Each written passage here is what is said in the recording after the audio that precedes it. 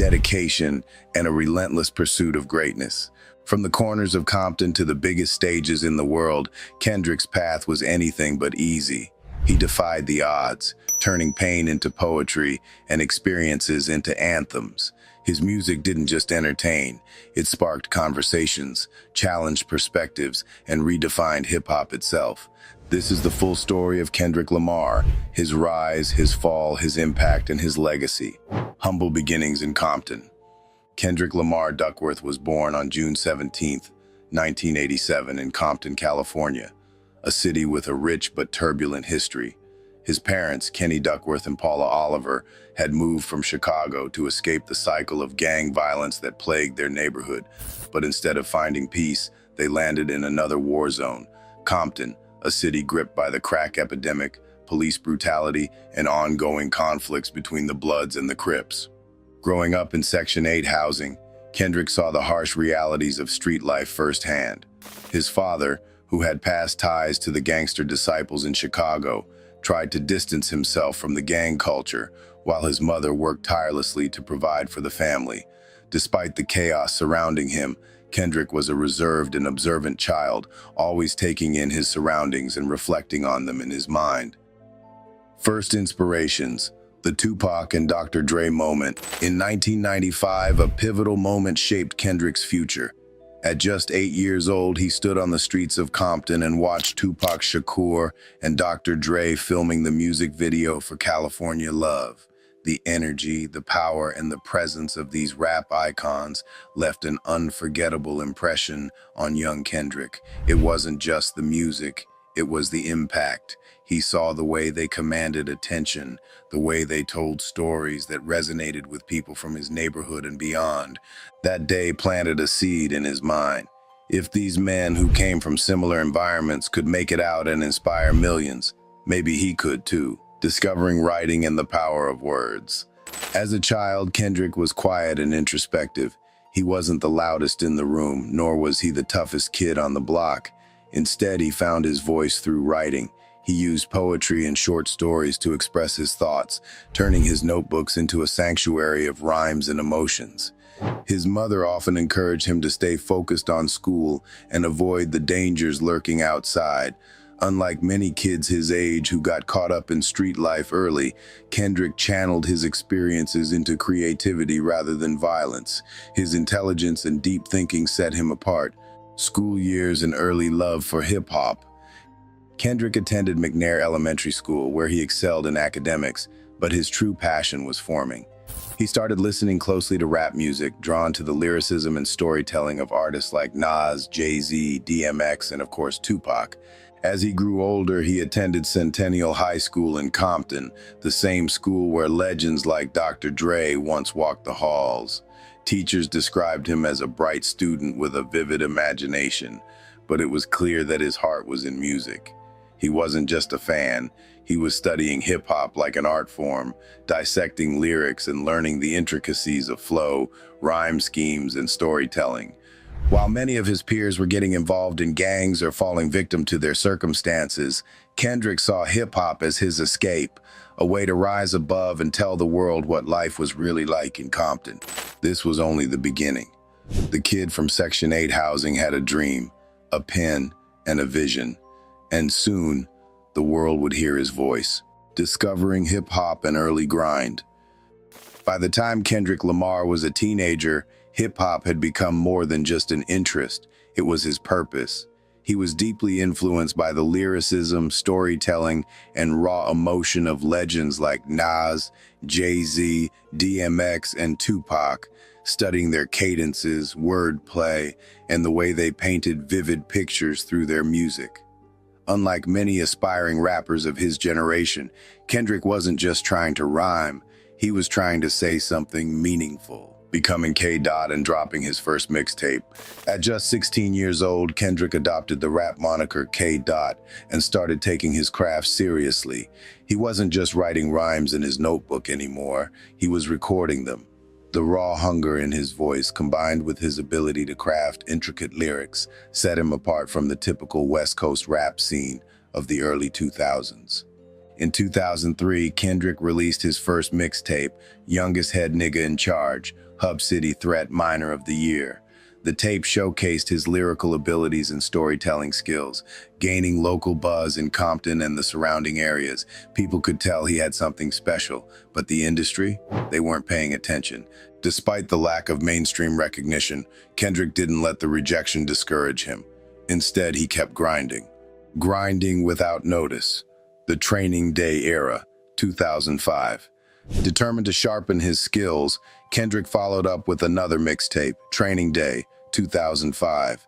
This project was a massive step forward in his evolution, with 26 tracks showcasing his ability to adapt his flow, build narratives, and switch between conscious rap and hard-hitting street anthems. Still, no record labels were knocking on his door. No radio stations were blasting his music.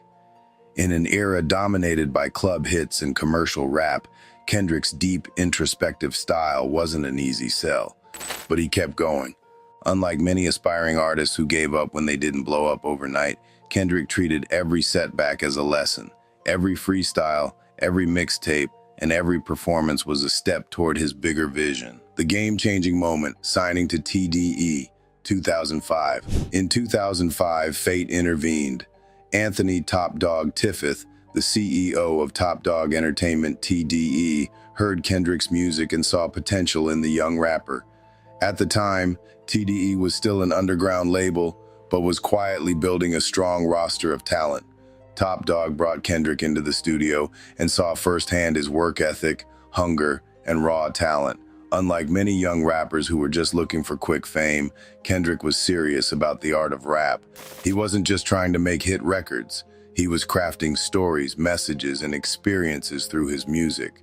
That year, Kendrick officially signed to TDE, joining a label that would later become the launching pad for some of hip-hop's biggest names, including J-Rock, Ab-Soul, and Schoolboy Q. Kendrick was still far from fame, but now he had something he never had before. A real team behind him, a place to develop his skills, and a shot at proving himself to the world. The journey had only just begun. Meeting Dr. Dre, the big break. By 2009, Kendrick Lamar had built a solid underground following, but he was still far from mainstream success. That was about to change. Overly Dedicated, the mixtape that changed everything, 2010. Kendrick had already put out several projects under TDE, but it was his 2010 mixtape, Overly Dedicated, that truly made waves. The tape was a perfect balance of introspective storytelling and raw energy, showcasing a refined version of the artist he had been developing into. Tracks like Ignorance is Bliss caught the attention of hip-hop purists and industry insiders alike. The song, which explored the realities of street life while questioning its glorification, was a clear sign that Kendrick wasn't just another rapper. He was a thinker, a poet, a visionary. Then something unexpected happened. Dr. Dre enters the picture. At the time, Dr. Dre, one of hip-hop's most legendary producers and the mastermind behind careers like Snoop Dogg, Eminem, and 50 Cent, was looking for the next face of West Coast rap. Industry insiders passed Kendrick's music to Dre, who was immediately blown away. Kendrick wasn't just rapping, he was painting pictures with his words. Dre had heard talented lyricists before, but something about Kendrick was different. His ability to blend storytelling with deep social commentary, all while maintaining a unique flow and voice, made him stand out in an era dominated by flashy, surface-level rap. Dre knew he had to meet him. The first studio session, proving himself to a legend. When Kendrick got the call that Dr. Dre wanted to meet him, he could hardly believe it. He had grown up idolizing Dre, listening to The Chronic in 2001, never imagining that one day he'd be in the same studio with the man himself. Walking into the studio, Kendrick was nervous but prepared. He wasn't just there to impress Dre, he was there to prove that he deserved to be in the room. One of the first tracks they worked on was The Recipe, a song that perfectly captured the essence of California living. Kendrick's sharp lyricism combined with Dre's signature production set the tone for what was coming. After that session, Dre knew one thing: Kendrick Lamar was the future of hip-hop. The official signing to Aftermath. It wasn't long before Kendrick officially signed to Aftermath Entertainment, joining a legendary roster that had already produced icons like Eminem and 50 Cent. This move marked his transition from an underground artist to a rising mainstream force. With Dre as a mentor and a major label backing him, Kendrick's moment had finally arrived. The world was about to witness the rise of a new king in hip-hop. The ascent to stardom. Kendrick Lamar had proven his lyrical ability and caught the attention of Dr. Dre, but now he had to prove himself to the world. His rise to mainstream success didn't happen overnight. It was a mix of independent hustle, key cosigns, and a masterpiece that would redefine hip-hop. 2011, Section .80, the underground classic. Before the big label push, Kendrick dropped his debut independent album, Section .80. Released under TDE, the project tackled deep social issues like systemic racism, drug abuse, government oppression, and the struggles of growing up in a broken society. Songs like ADHD and He Power resonated with a generation searching for deeper meaning in their music. The album didn't rely on big radio hits or mainstream appeal. It was a raw, intelligent, and poetic take on modern America. Critics and true hip-hop fans took notice. Kendrick wasn't just another rapper, he was a storyteller, a philosopher, a voice for the unheard. J. Cole's cosign and the Brotherhood. Around this time, Kendrick connected with J. Cole, another rising lyricist in the rap game.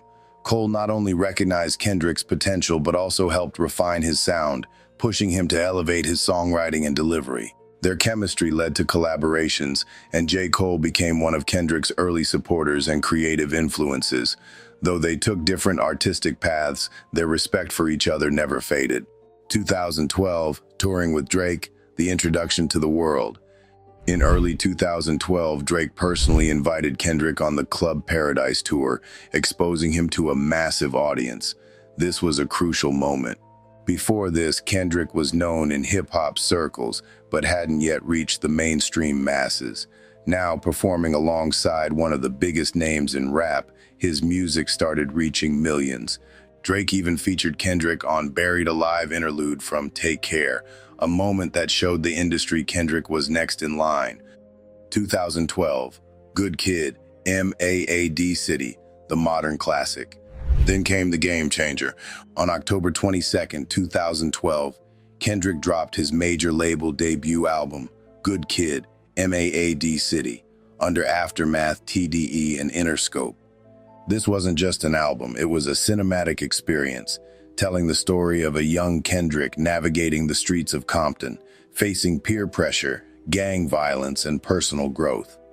Hit singles that took over the charts: Swimming Pools, Drank, a hypnotic yet cautionary tale about alcohol and its effects. Backseat Freestyle, raw, aggressive, and full of energy. Bitch, Don't Kill My Vibe, a smooth anthem about staying focused and avoiding negativity. But beyond the singles, the real power of the album was in the storytelling. Songs like Shireen and Sing About Me, I'm Dying of Thirst were deep, emotional narratives that pulled listeners into Kendrick's world. Critics hailed the album as a masterpiece, comparing it to classics like Nas' Illmatic, Fame, Pressure, and Staying Humble. With Good Kid, M.A.A.d City, Kendrick went from a rising star to a hip-hop heavyweight. The pressure was real. He was being labeled as the savior of hip-hop, and expectations were sky high. But through it all, Kendrick remained humble, focused, and dedicated to his craft. He wasn't chasing clout or commercial success. He was chasing artistic greatness, and the world was just beginning to see what he was capable of. The control, verse, and industry domination. Kendrick Lamar had already made his mark with Good Kid, M.A.A.d City, but in 2013, he shook the entire hip-hop world with just one verse. It wasn't on his own song, it wasn't even an official single, but it became one of the most talked about moments in modern rap history. 2013, the control verse, a declaration of war. On August 13, 2013, Big Sean dropped a song called Control, featuring Kendrick and Jay Electronica. The track wasn't even included on Big Sean's album due to sample clearance issues, but once people heard Kendrick's verse, nothing else mattered. In one verse, Kendrick declared himself the king of New York and the West Coast, called out his friends and peers, Drake, J. Cole, Big Sean, Meek Mill, and more. reignited the competitive spirit of hip-hop that had been missing for years.